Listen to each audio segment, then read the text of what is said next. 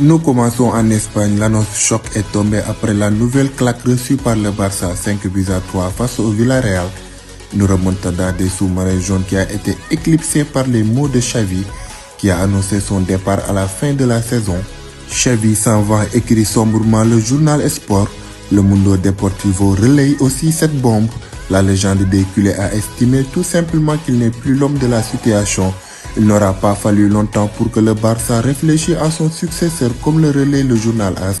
On retrouve deux joueurs anciens de la maison, Thiago Motta et Rafael Marquez, mais la piste la plus fantasmée est celle menant à un certain Jürgen Klopp.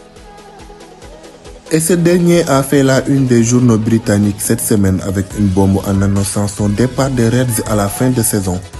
Après bientôt 9 ans de bons et loyaux services, l'emblématique coach des Reds va donc rendre son tablier, alors qu'il lui restait encore 2 années de contrat. En allemand, The Guardian donne déjà rendez-vous à ce coach qui a marqué l'histoire d'Anfield en lui disant à la prochaine, et c'est l'effet d'une bombe selon le Daily Mirror. The Daily Star quant à lui rend hommage à Sir Jürgen. Et jusqu'en Allemagne avec Bild qui se demande déjà ce qu'il a prévu pour son avenir. En tout cas, les fans de football en Allemagne sont de tout cœur qu'il devienne le sélectionneur de la Nationalmannschaft après l'Euro à domicile, surtout en cas d'échec de Julian Nagelsmann. En France, le gros choc entre l'Olympique de Marseille et l'AS Monaco a accouché d'un spectaculaire match nul 2-2. Pour l'OM, c'est très rageant comme le placard de la province. Les hommes de Gattuso ont été en supériorité numérique pendant plus de 80 minutes, mais n'ont pas réussi à dominer un Monaco courageux.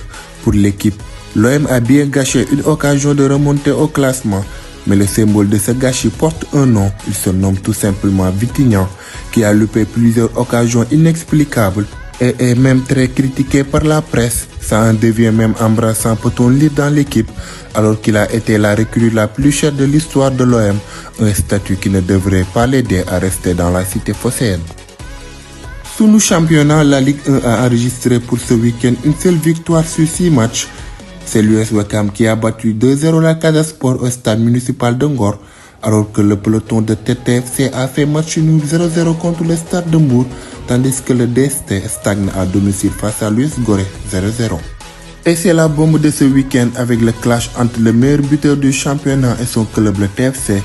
Le club de Rufisque a communiqué au sujet de son jeune prodige en informant que Mbaye Jacques séjourne actuellement en Pologne sans autorisation préalable du club sous l'impulsion d'un agent.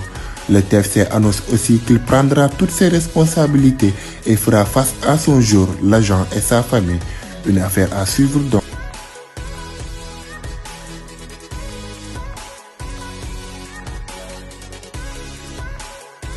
Merci de nous avoir suivis, chers internautes, et on se retrouve lundi prochain pour un nouveau tour d'horizon sur Gusen Global Sport.